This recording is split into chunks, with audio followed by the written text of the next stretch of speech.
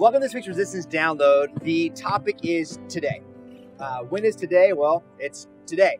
And the reason we brought up that as a topic today is because we're talking about God's provision for us every single day. Right now we're in front of Safeway, and Safeway is kind of the place where a lot of people go to get provisions. Back in Jesus' day, they were an agricultural society, so they relied on the rain to come down and God to provide rain. They relied on the crops to grow. They relied on harvesting those crops, everything working out the way it needed to. And really, they were super dependent upon God providing.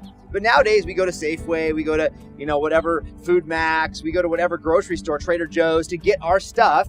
And it's like it's already there. We don't even have to think about it. As long as we have the finances, we can go buy what we want when we want it. And I was kind of reminded of this interesting reality as I was going through the Lord's Prayer in a devotional recently. So Matthew chapter 6, verse 11, it says these profound words: "Give us this day our daily bread." You ever thought about that?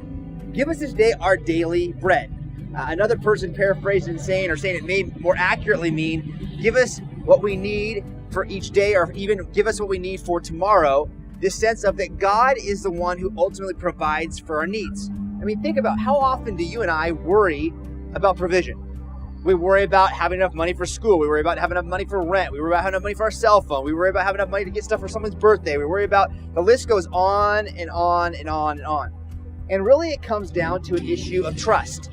Trusting that God knows his kids and that we're his kids and that he won't forsake us and he'll always provide what we need.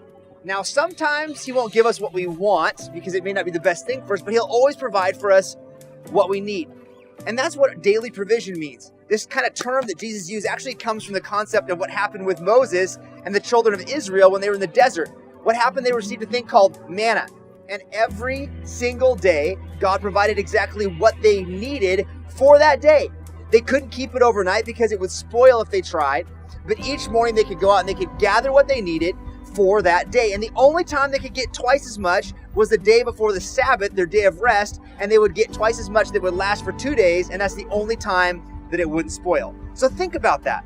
God provided exactly what they needed. It was a perfect provision.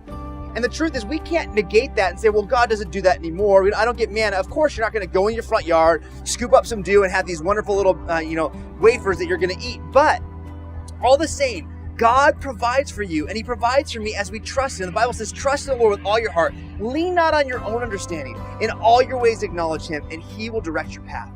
So the question and the thing I want to kind of challenge you with this week is, will you trust God?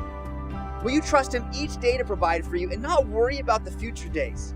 Yes, you can plan and you can talk to him and ask him what you want you to do with the future, but don't stress out about the very things you still don't have control over. Trust that God's going to provide for you financially, emotionally, spiritually, for you and your family. So my challenge to you this week is to think about today, to be happy with today, to be happy with what God provides today, and to not stress and worry all the time about tomorrow.